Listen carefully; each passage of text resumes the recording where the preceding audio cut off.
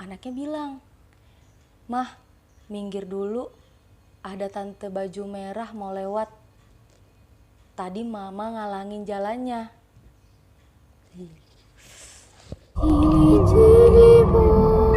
Закрой глаза скорее. Кто-то ходит за окном и стучится в двери. Тири-тири-бом, кричит ночная птица. Он уже пробрался в дом. Halo semuanya, bertemu lagi di YouTube channel aku, Ima Febrianti. Kali ini ada di segmennya I'm Talk. Jadi di I'm Talk ini kita bisa bercerita tentang horor-horor, true story yang horor-horor. Jadi nanti teman-teman kita itu ceritain pengalaman-pengalaman horornya. Dan atau bisa aja bercerita tentang legenda-legenda yang berbau-bau horor kayak gitu. Nah, kali ini aku dapet DM, direct message dari teteh aku yang sekarang tuh tinggal di daerah Kalimantan. Jadi teteh aku mau ceritain tentang pengalaman horornya yang bikin merinding banget asli. Ini mau share buat kalian semua, buat teman-teman semua yang pecinta-pecinta horor. Untuk IG-nya teteh aku itu di @nilaayudwi. Langsung aja kita ke ceritanya ya. Assalamualaikum I, katanya. Waalaikumsalam teh. Teteh ada cerita pengalaman pribadi yang bikin merinding. Langsung aja ya I. Iya, by the way, I itu nama panggilan aku ya. Suatu hari di kampung teteh ada beberapa orang yang meninggal. Dari pagi teteh bersama anaknya, itu inisial aja ya, namanya R, pergi melawat ke beberapa tempat. Melawat itu kayak ngelayat gitu ya ke yang meninggal. Jadi sama aja lah bahasanya itu, di sana melawat, kita ngelayat. Terus, nah yang terakhir itu teteh pergi melawat siang-siang. Tapi anehnya apa ya, bisa dibilang keluarganya seperti tidak mengalami kedukaan. Mereka masih ada yang ketawa-ketawa, yang ketawa-ketawa, yang ketawa-ketawa, mah. Bercanda pun ini cuma cerita. Ini ya. Diam kau. Aing tempel pakai double tip juga nih. Apa tali perutnya ya? Tadi sampai mana? Oh, dari itu. Dibilang keluarganya seperti tidak mengalami kedukaan. Jadi kayak mungkin kan biasanya kalau ada yang meninggal itu kan pasti kayak berduka banget. Mungkin ini tidak, kayak seperti tidak mengalami kedukaan itu. Mereka masih ada yang ketawa-ketawa, bahkan ada saudaranya yang masih dalam pengaruh alkohol. Cuma pas teteh pulang itu anaknya yang si R udah megangin tangan teteh dan dia udah ngomong, "Mah, ada yang mau ikut." Ih, jujur pas aku denger cerita ini tuh kayak merinding banget tau. Oke, terus tadinya teteh nggak terlalu ngeh siapa sih yang mau ikut. Ya teteh respon biasa aja, "Siapa yang mau ikut mas?" "Ya udah yuk kita pulang aja." Ya kalau ada yang mau ikut bilang aja, nggak usah ikut. Terus teteh sih nanggepinnya ya mungkin si R ini ada temennya gitu loh. Jadi kayak mungkin mikirnya temennya yang di situ, temen yang nyata, bukan yang dunia khayal gitu. Gitu aja sih teteh nangkepnya. Nah ternyata pas pulang, pertama, kenapa motor dinyalakan tidak semudah seperti biasanya. Jadi si motor tuh kayak mati gitu, susah banget dinyalain. Terus pas motor udah bisa nyala, kita pulang melewati jalan apa ya, kayak jalan ranca. Ranca itu daerah Pasang Surut. Itu jalannya titian. Jadi titian itu jalan yang terbuat dari kayak jalan dari kayu atau bambu. Ilustrasinya kayak gini. Itu jadi bukan aspal gitu jalanannya. Jadi teteh pelan-pelan bawa motornya. Terus anaknya bilang, si R ini bilang, "Mama, awas ada orang di depan." Padahal secara fisik nih, secara kasat mata nggak ada siapa-siapa. Tapi ya udah, teteh tanggepin aja. "Iya le, mama pelan-pelan kok." Tetap aja teteh nanggepin, masih berpikir secara nalar aja. Tidak berpikir bahwa ada yang kasat mata. Terus jalan.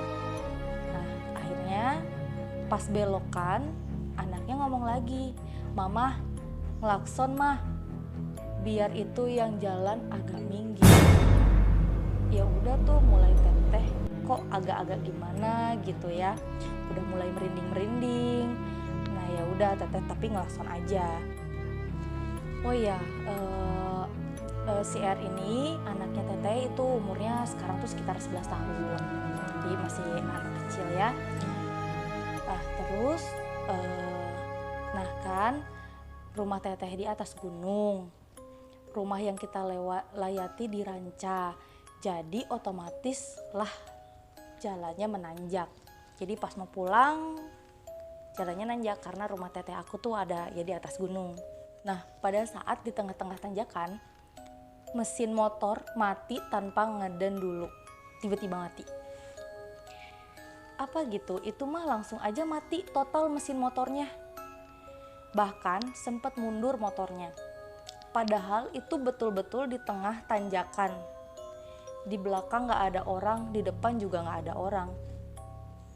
Posisi di tengah tanjakan, mesin motor mati, bolak-balik dinyalain gak bisa dong. Terus anaknya teteh aku langsung teteh tarik turun dari motor karena takutnya motor nurun lagi lebih jauh, jadi takut jatuh. Terus teteh coba tenang karena masih panik. Nah pas udah mulai tenang, anaknya bilang, "Mah, minggir dulu, ada tante baju merah mau lewat. Tadi mama ngalangin jalannya." Nah langsung kan teteh bingung. Ini tuh tengah hari bolong loh. Teteh bilang sama R, "Jangan macem-macem dong mas." Siang-siang hari habis ngelawat. Terus di tengah jalan ternyata ada tante merah katanya. Karena motornya ngalangin, jadi motornya tuh benar-benar mati total. Gak bisa nyala. Bener-bener mati total. Sampai mundur. Biasanya kan kalau motor mogok tuh suka zet aja. Terus tiba-tiba ya bisa dinyalain. Ini tuh mati aja gitu mesinnya. Dan akhirnya dengan susah payah, terengah-engah, nyampelah tuh kita ke atas tanjakan. Dengan posisi motor teteh tuntun. Jadi motornya akhirnya didorong karena gak bisa banget hidup itu mesinnya. Nah pas sesampainya di atas, ternyata teteh gak sendiri. Di atas tanjakan ketemu orang yang ngalamin kasus yang sama. Mesin motornya mati di tengah-tengah tanjakan dan anaknya juga mengatakan yang sama dengan yang anaknya teteh katakan tadi. Bahwa ada kakak-kakak perempuan cantik memakai baju merah yang istilahnya teteh aku sama tetangganya itu motornya sedikit menghalangilah jalan dia. Makanya mungkin itu sebab kenapa mesin motor kita mati. Terus karena udah siang mau zuhur, teteh sama tetangga itu mau pulang kan. Ya udah, teteh bilang sama anaknya teteh itu, "Udah mas, jangan ngomong gitu lagi. Yuk pulang yuk." Tapi anak dua itu, jadi anaknya teteh aku sama anak tetangganya itu bilang, "Jangan dulu mah, biar kakak baju merah itu lewat dulu. Dia cuma mau ke kuburan kok, gak ganggu." Aku sih ya kalau di posisi teteh itu aku nggak ngerti lagi, terus kita harus diem aja di situ karena anak kita bilang, "Jangan dulu mah, itu ada kakak-kakak mau lewat." Ya Allah, ini nggak sih bingung gitu, percaya atau nggak percaya, itu kan anak kecil ya bisa dibilang, tapi kan kenapa bisa dua-duanya gitu. Jadi kan dia sama tetangganya kan, dua-duanya bilang kayak gitu. Jadi kalau aku sih, aku nggak tahu harus kayak gimana. Kalau kalian kayak gimana, komen di bawah ya. Dan akhirnya ya itu dan akhirnya teteh aku sama tetangganya akhirnya ya berhenti dulu, diem dulu di situ karena anaknya kan bilang ya udah tunggu dulu gitu, kakaknya mau lewat, gak ganggu. Terus ya, dan dari situ kita baru ngeh, ternyata tanjakan yang kita lalui itu adalah tanjakan yang sama jalan menuju ke kuburan. Jadi mungkin di sana akses ke kuburan tuh daerah situ, itu mungkin jalannya hanya di situ aja. Jadi sama-sama jalannya di situ. Ya udah, dari situ kami berhenti sejenak. Jadi berhenti dulu. Akhirnya anaknya bilang, setelah itu anaknya teteh aku bilang dan anaknya tetangganya juga bilang, si kakak merah udah lewat mah, yuk kita pulang. Apa ya, mungkin kalau misalnya mungkin ya kan kita nggak bisa lihat, kita bagi kita yang nggak bisa lihat kayak gitu mungkin lebih permisi aja lah kalau misalnya di jalan gitu, apalagi mungkin ya itu akses jalannya untuk ke kuburan atau apa atau gimana yang pokoknya nggak harus ke kuburan sih sebenarnya. Kalau kita ke tempat baru atau gimana juga kan harus permisi, mungkin lebih ke permisi aja gitu ya biar aman. Tapi dari situ akhirnya kita pulang ke rumah, alhamdulillah dengan selamat, alhamdulillah. Dan sesampainya di rumah langsung mandi, keramas, bersih-bersih ya. Itu sih kalau misalnya habis ngelawat memang dianjurkan untuk mandi dan bersih-bersih dan ganti baju sampai harus keramas gitu. Itu aja cerita dari teteh, pengalaman pribadi yang bikin teteh merinding. Terima kasih teh udah berbagi cerita di I'm Talk ini. Dan buat teman-teman, gimana nih ceritanya, merinding atau enggak?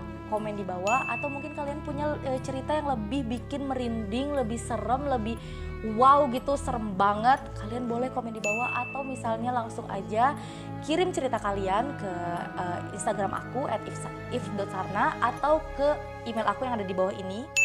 Jadi kalian langsung aja kirimin ceritanya yang pengen di-share ke teman-teman. Terima kasih yang sudah nonton video ini. Yang baru datang boleh dibantu subscribe-nya agar aku lebih semangat lagi untuk membuat video-video horor selanjutnya. Cara subscribe-nya boleh langsung klik tombol merah yang ada di bawah ini. Dan juga jangan lupa dinyalain loncengnya biar nanti kalau misalnya aku ada upload video baru kalian dapat notifikasinya. Dan kalau kalian suka video ini jangan lupa di like dan juga komen, dan jangan lupa di share ke seluruh sosial media kalian agar teman-teman kalian juga bisa nonton video ini. Sampai jumpa di video lainnya, bye bye.